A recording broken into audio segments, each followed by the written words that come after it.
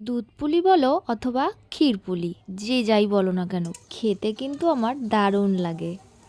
নমস্কার বন্ধুরা, আমি পারমিতা। আমার নতুন একটি ভিডিওতে আপনাদের সবাইকে অনেক অনেক স্বাগত। আশা করছি আপনারা সবাই খুব ভালো আছেন, সুস্থ আছেন, আর আমিও কিন্তু খুব ভালো আছি। আজকে আমি বানিয়ে নেব ক্ষীর পুলি। হ্যাঁ, দুধ পুলি বললাম না, কেননা ভেতরে দেবো ক্ষীরের পুর, তাই বললাম ক্ষীর পুলি। চলুন আস্তে আস্তে ক্ষীরপুলি বানিয়ে নিতে থাকি, আর আপনাদের সাথে বলবো একটা মজার গল্প। একদিন এক ক্ষুধার্ত কাক খাবারের খোঁজে ফিরছিল। কোথাও কিছু না পেয়ে ক্লান্ত হয়ে সে একটা ডুমুর গাছে এসে বসলো। দেখলো গাছে প্রচুর ডুমুর ফল হয়ে রয়েছে, আর ফলগুলো দেখে দাঁড়কাকটা খুশি হয়ে গেল আর ভাবলো, বাহ, কত ফল, খেতেও নিশ্চয়ই সুস্বাদু হবে। ভালোই হলো, পেট ভরে ডুমুর খাওয়া যাবে। তখন সে ডুমুর ছিঁড়ে খেয়ে দেখলো তখনও ভালোভাবে পাকেনি, আর একটু নরম না হলে খাওয়া যাবে না। কাক ভাবলো কিছুক্ষণ অপেক্ষা করলেই বুঝি ফলগুলো পেকে যাবে।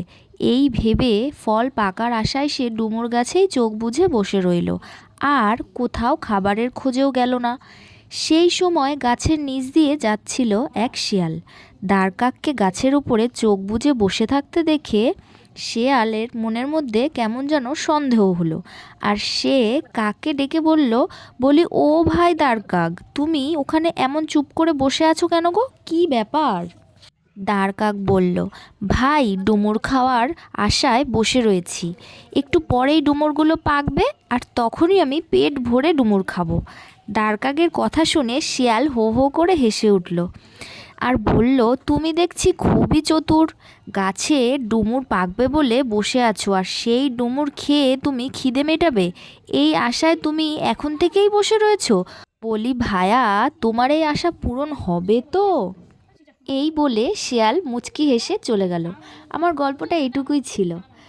এর নীতিকথা হলো, ভবিষ্যতের সুখের আশায় যারা বর্তমানে নিষ্কর্মা হয়ে বসে থাকে, শেষ পর্যন্ত তাদেরকে নিরাশাই হতে হয়। তো যাই হোক, গল্প বলতে বলতে আমার কিন্তু পিঠেগুলো মোড়ানো আপনাদেরকে দেখাচ্ছি, দেখুন। তো ভিডিওর প্রথমে আপনারা দেখতেই পেলেন চালের গুঁড়োটাকে আমি গরম জলে একটু মেখে নিলাম, আর তারপরেই গোল গোল করে বাটির আকার করে ভেতরে ক্ষীরের পুর দিয়ে মুড়ে নিচ্ছি। আদির জন্য একটা ছোট্ট করে মানস পিঠে বানিয়ে নিলাম। ছোটোবেলায় এরকম পিঠে বানানোর পরে যেটুকুনি বেঁচে থাকতো ওইগুলো দিয়ে পুতুল বানাতাম, ছেলে পুতুল মেয়ে পুতুল বানিয়ে পিঠের মধ্যে দিয়ে দিতে বলতাম, আর মাও তাই করে দিত। আর সেগুলো খেতে ভারী স্বাদ লাগতো। জানেন আপনারা কারা কারা এরকম করেছেন, কমেন্টে আমাকে জানাতে পারেন।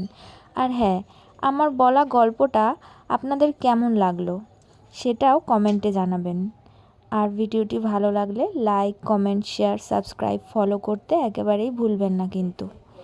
একটু দুধ আমি ফুটিয়ে নিয়েছি, আর তার মধ্যে এলাচ গুঁড়ো করে দিয়ে নিলাম, আর তারপরে বানিয়ে রাখা পিঠেগুলো আস্তে আস্তে আমি ছেড়ে দেবো। বেশি নাড়ানো যাবে না, তাহলে কিন্তু পিঠেগুলো ভেঙে যাবে। আর সবার উপরে দিয়ে দিলাম ওই মানুষ পিঠেটা। একটু সময় দিয়ে ফুটিয়ে নিতে হবে। আর আমি এটাতে গুড় দেবো বলে গুড়গুলোকে চাকু দিয়ে কেটে গুঁড়ো গুঁড়ো করে নিলাম, যাতে খুব তাড়াতাড়ি গলে যায়। এবার অল্প পরিমাণ গুড় দিয়ে দেবো। খুব বেশি মিষ্টি আমাদের বাড়িতে কেউই পছন্দ করে না, তাই হালকা পরিমাণ মিষ্টি দিয়ে গলে গেলেই তারপরে নামিয়ে নেব, সুন্দর করে পরিবেশন করব। দেখি খেয়ে কেমন লাগে আর কেমন সার্টিফিকেট দেয়। আপনারাও বানিয়ে করে খাবেন, আর কেমন লাগছে সেটাও কিন্তু আমাকে কমেন্টে জানাবেন। আজকের মতো এটুকুই, দেখা হবে পরবর্তী এক নতুন ভিডিও নিয়ে। টাটা। এই যে সেই আদির মানুষ পিঠে। কোন মানুষ পিঠে তো শুনি তো? হ্যাঁ, কোন মানুষ? এবার এটা এই মানুষ পিঠেটা খাওয়া। হুম,